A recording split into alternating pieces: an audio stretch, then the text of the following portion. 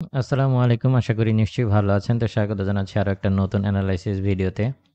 তো ভিডিওর শুরুতেই যদি গতকালকের এনালাইসিস নিয়ে একটু কথা বলি। গতকালকে আপনাদেরকে ৩২৪০ এর আশপাশ থেকে বাই করার পরামর্শ দিয়েছিলাম এবং এই যে রেজিস্ট্যান্স জোনটা ছিল এটা ক্রস করলে এটার উপর থেকেও বাই করার পরামর্শ দিয়েছিলাম।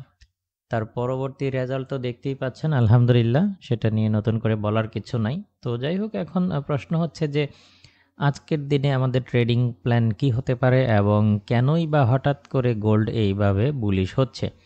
মূল আলোচনায় যাওয়ার আগে আমরা যদি ইকোনমিক ক্যালেন্ডার দেখে আসি তাহলে আজকে অন্যান্য পেয়ারের অনেকগুলো নিউজ থাকলেও ইউএস ডলারের তেমন কোনো গুরুত্বপূর্ণ নিউজ আজকে নাই।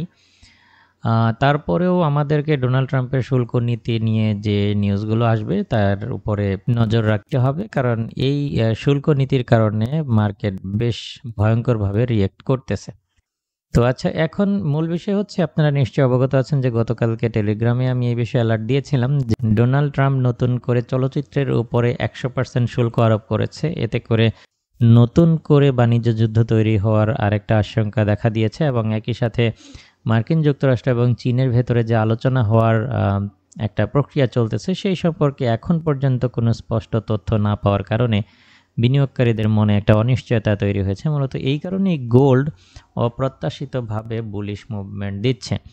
এখন প্রশ্ন হচ্ছে যে গুরুত্বপূর্ণ রেজিস্ট্যান্স জোনে কিন্তু অলরেডি চলে আসছে, যেখান থেকে এর আগে ব্রেকআউট হয়েছিল। এটা একটা ব্রেকআউট পয়েন্ট। এটা ভাঙার চেষ্টা করেছিল আজকে এশিয়া সেশনে, কিন্তু ব্যর্থ হয়ে ফলস ব্রেকআউট দিয়ে নিচে চলে আসছে। এখন এটা কি তাহলে নিচে নেমে যাবে যেহেতু এটা ভাঙতে পারেনি?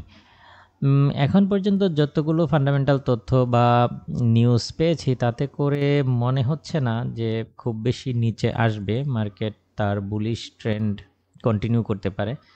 তো সেই হিসেবে আমি আজকে আপনাদেরকে পরামর্শ দিব যে অবশ্যই বাই খোঁজার চেষ্টা করবেন। দিনের বাকিটা অংশে যখন ট্রেড করবেন চেষ্টা করবেন বাই খোঁজার জন্য।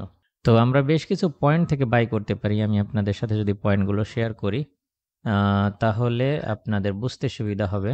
আজকের দিনে আপনারা যদি গোল্ডকে পুনরায় এই প্রাইজের আশেপাশে পেয়ে যান, অর্থাৎ ৩৩৩৮ এর আশেপাশে, তাহলে এখান থেকে বাই করতে পারেন। এটা হবে বেস্ট বাইং জোন আজকে। যদি গোল্ড এইভাবে এখান থেকে, যেহেতু এই রেজিস্ট্যান্স জোনটাকে রেসপেক্ট করেছে, যদি কোনো কারণে এই পর্যন্ত চলে আসে প্রাইস রিটেস্ট করে, তাহলে এখান থেকে বাই করতে পারেন। এটা বেস্ট বাইং জোন হতে পারে আজকে। আমি এখানে প্রাইসটাও নোট করে দিচ্ছি, আপনাদের বুঝতে সুবিধা হবে। এখানে যদি পেয়ে যান ৩৩৩৮ এর আশেপাশে, তাহলে এখান থেকে বাই করতে পারেন এবং এটা যদি ড্র ডাউন করে আরও একটা বাই এখান থেকে করতে পারেন। সব কয়টার স্টপ লস আপনারা এখানে দিতে পারেন। আচ্ছা, যদি কারো হচ্ছে ব্যালেন্স যদি কম থাকে সেই ক্ষেত্রে স্টপ লসটা একদম এটার নিচেই ৩৩২২ এর নিচেই দিয়ে রাখবেন।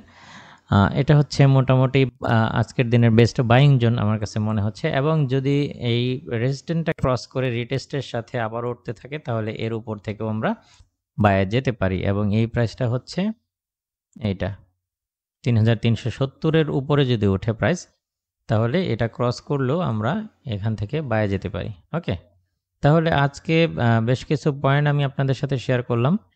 নাম্বার 1 হচ্ছে ৩৩৩৮ এর আশেপাশে যদি চলে আসে এখান থেকে আমরা বায়ে যেতে পারি। এটা ড্র ডাউন করলে ৩৩২২ থেকে আরও একটা রিকভারির জন্য বাই নিতে পারি এবং যদি প্রাইস উঠতেই থাকে এবং উঠতে উঠতে যদি ৩৩৭০ ক্রস করে তাহলে ৩৩৭০ এর উপর থেকেও আমরা বাই করতে পারি। আশা করি বুঝতে পেরেছেন। এই সেটআপ অনুযায়ী আপনারা আপনাদের ট্রেডগুলো খুব সুন্দরভাবে ম্যানেজ করবেন এই প্রত্যাশায় আজকের ভিডিও এখানে শেষ করছি। দেখা হবে নেক্সট ভিডিওতে। আল্লাহ হাফেজ।